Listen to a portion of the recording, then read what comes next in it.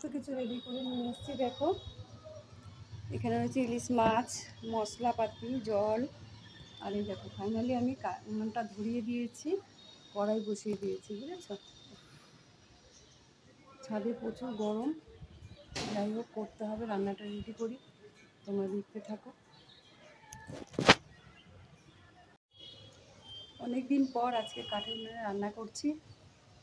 এই দেখো সর্ষে, লঙ্কা একদম শিলে বেটে টেটে নিয়ে এসেছি ঘর থেকে রেডি করে। আর এখানে কাঠে রান্না করছি। দেখো গাছের হাওয়া খাচ্ছি, হাওয়া খাচ্ছি আর রান্না করছি। উনুনটা নিভে যাচ্ছে।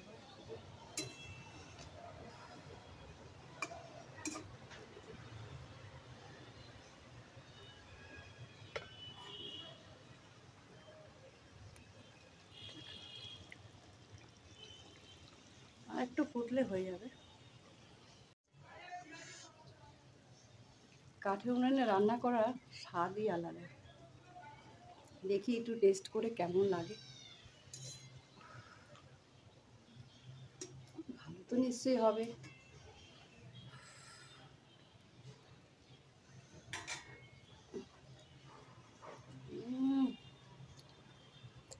গ্যাসের রান্না ভালো লাগে না, কাঠে করেছি এত সুন্দর খেতে লাগবে।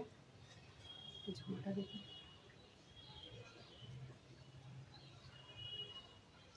এই দেখো। ও স্বাদ গো।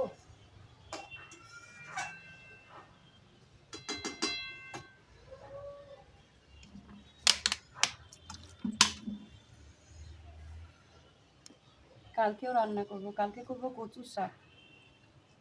ইলিশ মাছের মাথাটা রেখে দিয়েছি, কচুর শাক রান্না করবো, উনুনেই করবো। আজকে বানিয়েছি ইলিশ মাছ। এখানে রয়েছে সর্ষে, কাঁচা লঙ্কা শিলে বেটে নিয়েছি, আর ছিল একটু সাদা জিরে।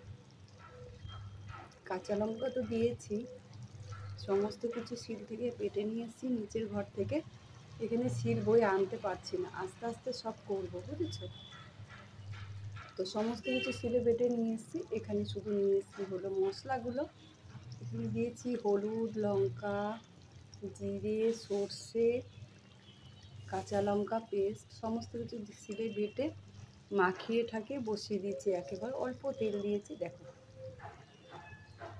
কি সুন্দর কালার এসেছে, একটু টেস্ট করে দেখেছিলাম, ভীষণ সুন্দর হয়েছে। কাঠের উনুনে রান্নাটাই সুন্দর হয় খেতে।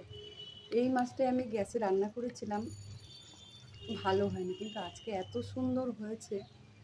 তোমরা যদি খেতে চাও তো আমাদের বাড়িতে চলে আসবে, তোমাদেরকে রান্না করে আমি খাওয়াবো, ঠিক আছে। তো এখন নামিয়ে নিই, মাছটা কেমন হয়েছে বলো তো, তোমরা কমেন্ট করে জানাবে, ঠিক আছে। এখন রাখলাম, ঝোলটা নামিয়ে নিই। দেখো উনুনের তলায় আবার